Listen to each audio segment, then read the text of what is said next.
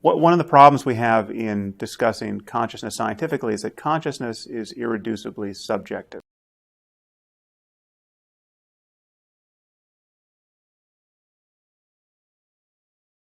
Now, this is a point that many philosophers have made, Thomas Nagel, John Searle, David Chalmers, while I don't agree with everything they've said about consciousness, I agree with them on this point, that consciousness is what it's like to be you. If there's an experiential, internal, qualitative dimension to any physical system, then that is consciousness. And we can't reduce the experiential side to talk of information processing and neurotransmitters and states of the brain in our case, because and people want to do this. Someone like Francis Crick said famously, "You're nothing but a pack of neurons," and that misses the fact that half of the reality we're talking about is the qualitative, experiential side. So when you're trying to study human consciousness, for instance, by looking at states of the brain, all you can do is correlate experiential changes with changes in brain states. But no matter how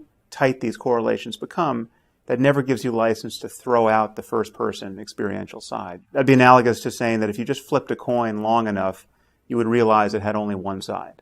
And now it's true you can be committed to talking about just one side. You can say that heads being up is just a case of tails being down, but that doesn't actually reduce one side of reality to the other. And to give you a more precise example, we have very strong third-person, quote, objective measures of things like anxiety and fear at this moment.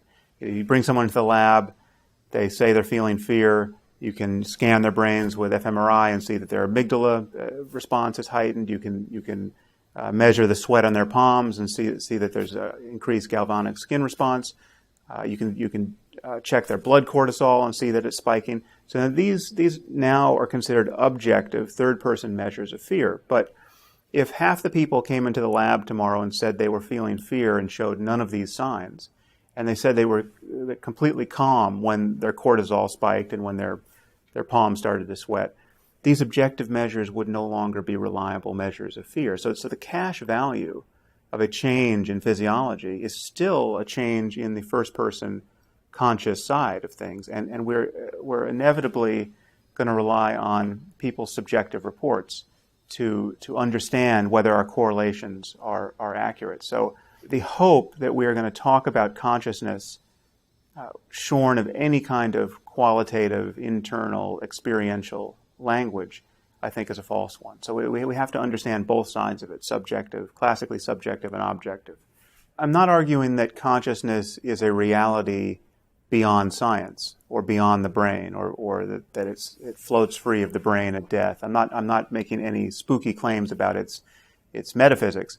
What I am saying, however, is that the self is an illusion, the sense of being an ego, an I, a thinker of thoughts in addition to the thoughts, an experiencer in addition to the experience, that the sense that we all have of riding around inside our heads as a kind of a passenger in the vehicle of the body. That's where most people start when they think about any of these questions. Most people don't feel identical to their bodies. They feel like they have bodies. They feel like they're inside the body, and most people feel like they're inside their heads.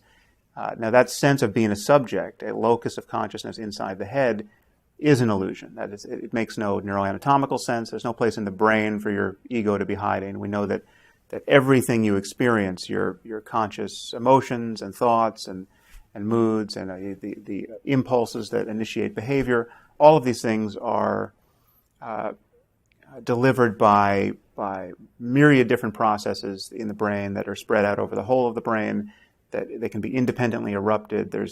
We have a changing system. We are a process.